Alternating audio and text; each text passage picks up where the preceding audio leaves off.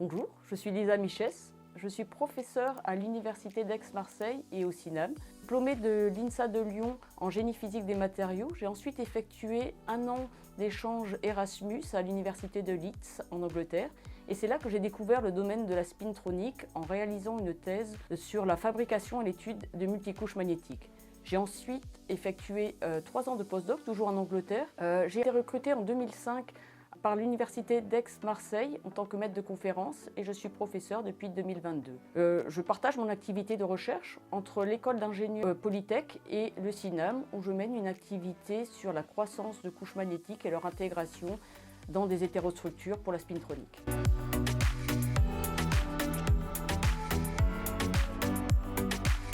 De par mon parcours, je suis naturellement très impliquée dans le projet SpinMat que je co-anime avec 4 autres responsables.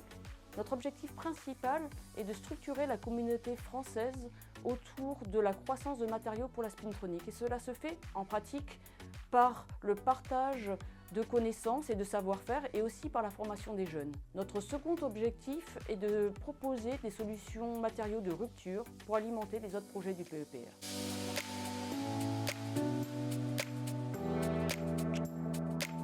Nous élaborons des films minces, généralement magnétiques, dont l'épaisseur ne dépasse pas quelques dizaines de nanomètres. Pour cela, nous utilisons la technique d'épitaxie par jet moléculaire dans un bâti de croissance où la pression est 1000 milliards de fois plus faible que la pression atmosphérique. Cela, combiné à des vitesses de dépôt extrêmement lentes, de l'ordre de quelques nanomètres par heure, nous permet de créer des conditions de croissance hors équilibre dans lesquelles la diffusion atomique des atomes en surface est cruciale. La technique est idéale pour obtenir des films monocristallins de haute qualité avec peu de défauts et d'une grande uniformité.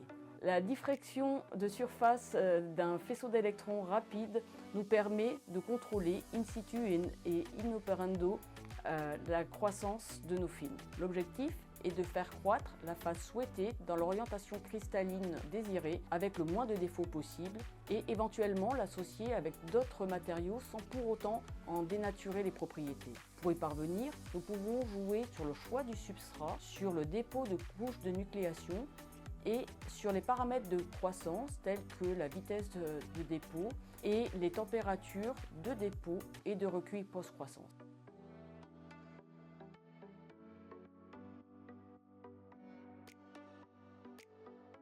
Je travaille actuellement sur la croissance de matériaux altermagnétiques. Ces matériaux, récemment mis en lumière, présentent des propriétés uniques mêlant celles des antiferromagnétiques et des ferromagnétiques, comme par exemple l'efféole anormal en l'absence d'aimantation macroscopique. Leur synthèse est délicate car leurs propriétés sont intrinsèquement liées à l'ordre cristal.